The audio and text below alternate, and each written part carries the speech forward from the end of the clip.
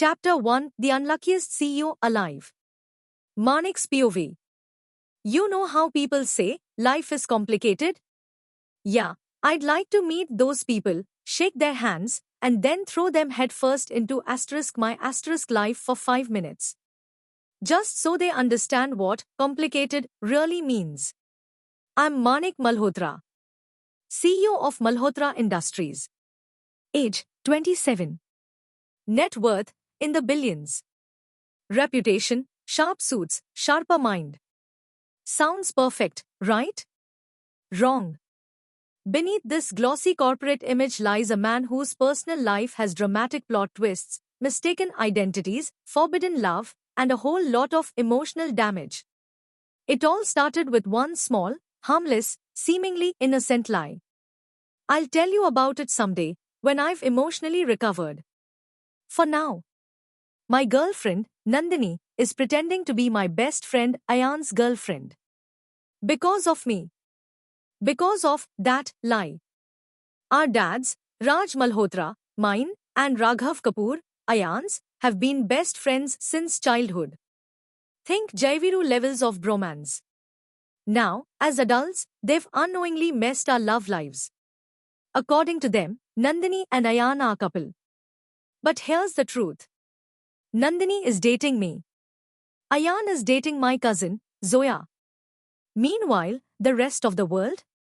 They've written their own fanfiction. Let's start with my dear mother. She's fully convinced I'm gay and hopelessly in love with Ayan. Why? Well, I've never brought a girl home, I'm always hanging out with Ayan, and one emotional hug while drunk and watching Kal Hona Ho apparently sealed a romantic fate in her eyes. She's now planning our wedding. As in me and Ayan. She even got us matching bracelets for our anniversary.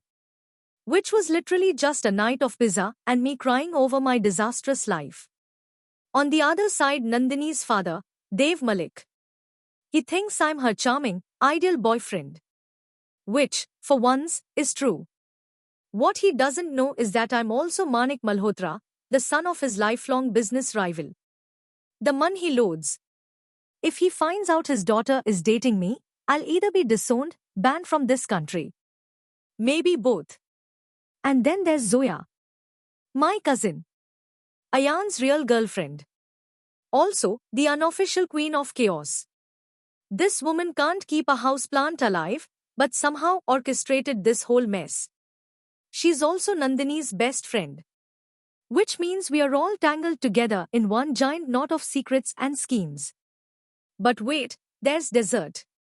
Enter Mr. Abhay Sharma. My dad's assistant. Human lie detector. Lives by honesty is the best policy. He's convinced I'm cheating on my boyfriend Ayan, I'm not, with Nandini, my actual girlfriend. He also suspects Nandini is two-timing us with Zoya. So according to him, we've got a bestie love triangle rectangle thing going on that I don't even have the geometry skills to process. Meanwhile, I'm just trying to hide the relationship that does exist, pretend the fake one is real, and convince everyone else that I'm not part of this mess. Summary for the confused? I'm dating Nandini. In secret. Nandini is pretending to date Ayan. To keep our dads happy. Ayan is actually dating Zoya. My mom thinks I'm madly in love with Ayan. Nandini's dad thinks I'm perfect boyfriend material, just not as my father's son . Abhay uncle thinks we are all cheating on everyone with everyone. Zoya? She's just sitting back and enjoying the chaos like it's a K-drama marathon. And me? I'm holding this crumbling tower of lies together with duct tape, prayer, and espresso shots. So if anyone out there has a time machine, or a spare therapist, I'll take both. Because believe me when I say, this is just the beginning. Next day. At Ayan's penthouse. I was getting hit by cushions. Specifically, by one very angry Nandini, who, red-faced and channeling her inner WWE champion, was currently standing on the couch like a warrior goddess of chaos. You started this, so you fix it, she shrieked, hurling another cushion at my head.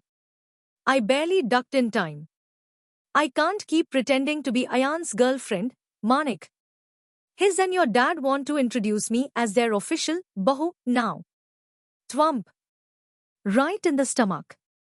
I swear, the girl has the arm of a professional fast bowler. Across the room, Ayan, my so-called best friend and co-founder of this ridiculous charade, was sipping his beer like we weren't 5 minutes away from being disowned by 4 different families. Zoya, my cousin and the human embodiment of chaos theory, lounged on the armrest of the couch. She grinned and popped a brownie into her mouth. Oh, Nandu, aim the sequin one next. That'll hurt him. You're not helping. I groaned, narrowly dodging a lavender-embroidered missile. Zoya beamed. I know. I don't intend to. At least, I muttered, peeking over the coffee table like a survivor of war, you don't have to face the devil himself, your dad. Nandini narrowed her eyes. Don't call him that. I'm serious. You think a fake dinner's bad? Try shaking hands with a man who dreams of burying my dad under a rock. Zoya gave an exaggerated clap. Wow. So much trauma. So little therapy. I'm losing it. Nandini paced like a heroine. Sharma uncle thinks I'm cheating on Ayan with you, and also to timing you with Zoya. Which, to be fair, Zoya interrupted, would make you iconic. I support chaotic bi energy. Not helping. Nandini pointed a finger at her, then whirled back to me. What the hell is happening? I don't even know who thinks what about us. I exhaled, picked up one of the cushions from the floor, and sat down. We need a plan. No shit, Sherlock, Nandini muttered. A real plan. One that doesn't end with us emotionally traumatized or legally adopted by the Ambanis out of pity. Zoya raised a hand like a student in class. Plan Z. There was a plan A. Ayan asked. No. But Z sounds cooler. All right, I sighed. What's plan Z? She grinned. We tell everyone the truth. A long, stunned silence. Then I burst out laughing. Nandini joined me. Ayan choked on his beer. Even Zoya laughed, despite being the one who suggested it. That's adorable, I said, wiping a tear from my eye. No. We do not tell the truth.